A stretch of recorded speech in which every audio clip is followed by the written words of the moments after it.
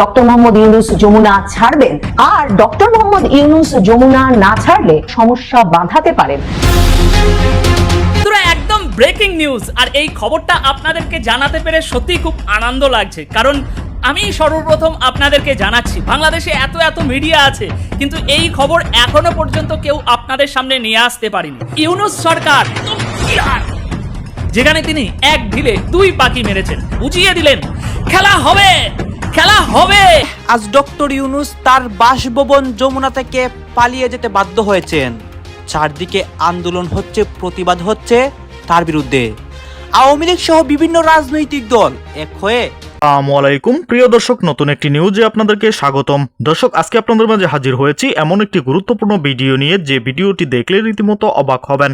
চাঞ্চল্যকর অবস্থা সৃষ্টি হয়েছে, নেট দুনিয়ায় তোলপাড়, সামাজিক যোগাযোগ মাধ্যমে ভাইরাল। আসুন কথা না বাড়িয়ে দেখে আসি সেই সম্পূর্ণ ভিডিওগুলা। তাই এক সেকেন্ডও না টেনে পুরো ভিডিওটি দেখবেন। চ্যানেলে নতুন হলে সাবস্ক্রাইব করে রাখবেন পরবর্তী আপডেট পাওয়ার জন্য। ভিডিওতে একটি লাইক করে দেখতে থাকুন সম্পূর্ণ ভিডিওটি।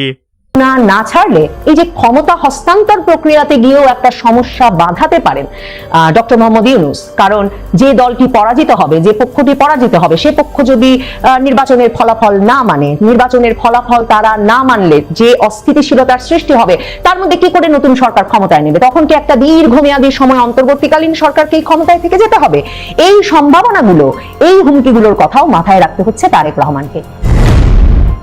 বিএনপি চেয়ারম্যান তারেক রহমান সপরিবারে গিয়ে প্রধান উপদেষ্টা ডক্টর মোহাম্মদ ইউনূসের সঙ্গে সাক্ষাৎ করে এসেছেন। স্ত্রী কন্যা নিয়ে তারেক রহমানের যমুনায় এই সাক্ষাতে যাওয়াটা আবারও সেই দিকে ইঙ্গিত করে যে তিনিই হতে যাচ্ছেন পরবর্তী প্রধানমন্ত্রী, এবং এই সাক্ষাৎ ছিল রীতিমতো দুই রাজ পরিবারের সাক্ষাৎ। মানে প্রধান উপদেষ্টা ডক্টর মোহাম্মদ ইউনূস কন্যা সহ এবং বিএনপি চেয়ারম্যান তারেক রহমান স্ত্রী কন্যা সহ গিয়ে পরস্পর মিলিত হয়েছেন। প্রায় 2 ঘন্টার মতো তাদের এই সাক্ষাৎ স্থায়ী হয়েছে। মানে এমন সৌজন্য সাক্ষাৎ ডক্টর মোহাম্মদ ইউনূস এর আগে কিন্তু জামায়াতে ইসলামীর আমির ডাক্তার শফিকুর রহমান কিংবা তার যে অত্যন্ত ঘনিষ্ঠ ভালোবাসার এবং স্নেহের যে ছাত্র তরুণ নেতারা, তাদের কারো স্ত্রী সন্তান সহ তিনি যমুনায় ডেকেছেন এমন জানা যায়নি। কিন্তু এ দফায় তিনি সরাসরি এই আমন্ত্রণ করেছেন বিএনপি চেয়ারম্যানকে, এবং তিনি গিয়ে উপস্থিত হয়েছেন। কারণ সরাসরি ভাবে তারা জানেন যে তারাই নির্ধারণ করবেন আগামীর বাংলাদেশ, আগামীর নির্বাচন, আগামীর ক্ষমতার ভাগাভাগিটা কিভাবে হবে।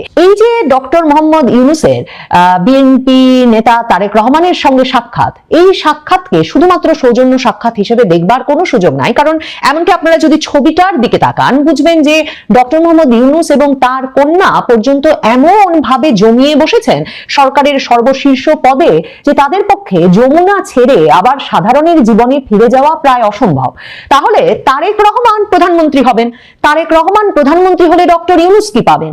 এই ভাগাভাগিটা না হলে যে ডক্টর মোহাম্মদ ইউনূস হয়তো নির্বাচনটা করতে দেবেন না, আর নির্বাচনটা হয়ে গেলেও ক্ষমতা হস্তান্তর প্রক্রিয়াটা খুব শান্তিপূর্ণভাবে হবে না, সে সন্দেহ কিন্তু মার্কিন যুক্তরাষ্ট্র সহ পশ্চিমা বিশ্বের দেশগুলোর ঘোরতর ভাবে আছে। সে সন্দেহ বিএনপিরও না থাকবার কোনো কারণ নাই, কারণ তাদের সঙ্গে এই আলাপটা দীর্ঘ সময় ধরেই হচ্ছে যে কি করে ডক্টর মোহাম্মদ ইউনূস আর তার যেসব মানে সুবিধাভোগীদেরকে তিনি বিভিন্ন দেশ থেকে উড়িয়ে এনেছেন, তাদের কি ব্যবস্থা হবে, বিশেষভাবে ডক্টর মোহাম্মদ ইউনূসের কি ব্যবস্থা হবে। তিনি যদি কোনো একটা শীর্ষ রাষ্ট্রীয় পদ ধরে না রাখতে পারেন, তাহলে তার প্রতিষ্ঠানগুলোর কি হবে, তার যে ব্যবসাপাতি তিনি ব্যাপক হারে সাজিয়ে বসেছেন, নতুন নতুন বিভিন্ন লাইসেন্স নিয়েছেন, যেমন ধরুন জনশক্তি রপ্তানির ব্যবসার লাইসেন্স নিয়েছেন, তিনি নতুন করে ইউনিভার্সিটি করবার লাইসেন্স নিয়েছেন, কর মওকুফ করিয়েছেন শত শত কোটি টাকার, এবং এই যে অনির্দিষ্টকাল ধরে তিনি গ্রামীণ ব্যাংকের মাথায় থাকবেন সেটা যে নিশ্চিত করে নিয়েছেন শেখ হাসিনার সরকারের পতনের পর, এগুলো কি করে নিশ্চিত হবে যদি তিনি ক্ষমতার কেন্দ্রবিন্দুতে না থাকেন?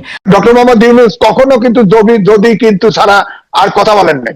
এখন যদি কিন্তু না, এখন মেটিকুলাস ডিজাইন অনুযায়ী একদম ডাইরেক্ট অ্যাকশনে যাচ্ছে। যেমন এই যে বিমানের বোর্ডে ঢুকায় দিচ্ছে রিলেভেন্ট এখনকার সময়ে সবচেয়ে যদি যোগ্য লোক হন, ইলেকশন কমিশন থেকে সেক্রেটারি কিভাবে সরায় বলেন আপনি? এবং এই অবৈধ জিনিস যখন দেশে গণভোটে চালাচ্ছে, আপনি বলেন তো সচেতন নাগরিক হিসেবে অবৈধ জিনিসে কিভাবে টিক বা না দিবেন? আপনি দিবেন কি করে বলেন? বোঝার তো ঘাটতি আছেই।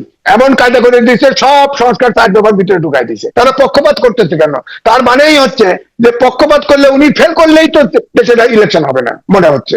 এরকম আজ করতে পারলেই এই যে জামাতের এটা তো ফেল করে তাদেরকে দিয়ে এনসিপি দিয়ে একটা ভেজাল বাজাবে তো, এবং তার প্রিপারেশন নিচ্ছে যে আপনার নিরাপত্তা উপদেষ্টা এবং ইলেকশন কমিশনের সেক্রেটারিকে সরাই দিল। উপদেষ্টার পর তো লোক ডাইরেক্টর কি করে হয়?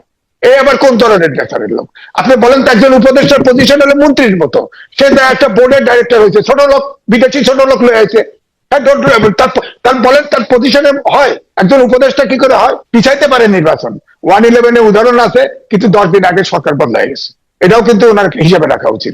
ধরে নিয়ে সব জেলখানায় ঢুকাচ্ছে আর বেরোচ্ছে না, বেরোচ্ছে না, তার কেসও হ্যারিং হচ্ছে না। আমাদের জাতীয় দর্শন মানচিত্র নিয়মিত আয়োজন কথোপকথনে আগামী বাংলাদেশ ভবিষ্যৎ নির্মাণের জন্য যে নির্বাচনটি আমাদের জন্য খুবই গুরুত্বপূর্ণ, সেই নির্বাচন নিয়ে আসলে কি হচ্ছে, এই প্রশ্ন যখন সাধারণ মানুষের মুখ থেকে প্রতিনিয়ত উঠছে, ঠিক সেই মুহূর্তে এখন দেশের বিবেকবান সুবুদ্ধি সম্পন্ন যে মানুষেরা তারাও একই প্রশ্ন তুলতে শুরু করেছেন। যেমন খুব উদাহরণ সহকারে বলা যায়, ডক্টর দেবপ্রিয় ভট্টাচার্য, দেশের অন্যতম অর্থনীতিবিদ, সিপিডি ডিস্ট্রিবিউট পেলো, তিনি এই প্রশ্ন উত্থাপন করেছেন যে নির্বাচন আসলে নিরপেক্ষ হবে কিনা সেই সন্দেহ যাচ্ছে।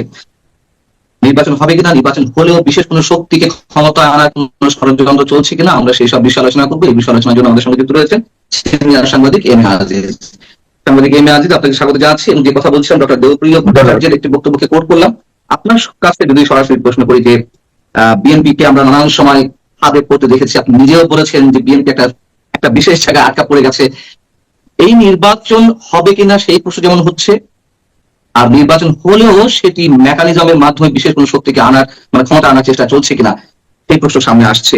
আসলে কি বিএনপি ফাঁদে পড়তে যাচ্ছে, কি মনে হয় আপনার? ধন্যবাদ আপনাকে। খাদে পড়বে কিনা এটা জনগণ জানে, তবে দৃশ্যমান কতগুলো ঘটনা দেখা যাচ্ছে। আপনি বলেন বিমানের ডাইরেক্টর বানানো হয়েছে 3 জনকে, তার ভিতরে ইলেকশন কমিশনের যে সেক্রেটারি তাকেও নেওয়া হয়েছে। এটার উদ্দেশ্য কি? নির্বাচনটা এখন প্রধান, অথচ আপনার আরেকজন খলিল সাহেবকে নেওয়া হয়েছে, তিনি বিদেশি নাগরিক। হ্যাঁ, আপনি বলেন যে তাহলে এটা কি আপনার নির্বাচন যদি করতে হয়, নির্বাচনে নানা সমস্যা উদ্ভব হয়েছে, তো এই সময় নির্বাচনের সেক্রেটারিকে সরানো হলো, ওখানে দেওয়া হলো, এটার উদ্দেশ্য কি? এটা আমরা জানি না। দ্বিতীয়টা হচ্ছে, এই যে জামাতের নেতৃত্বে যে জোটটা ছিল, তারা যে সরকারে গঠন করার যে একটা প্রচেষ্টা তাদের ভিতরে ছিল, প্রত্যাশা ছিল, সেটা কিন্তু আর থাকবে না।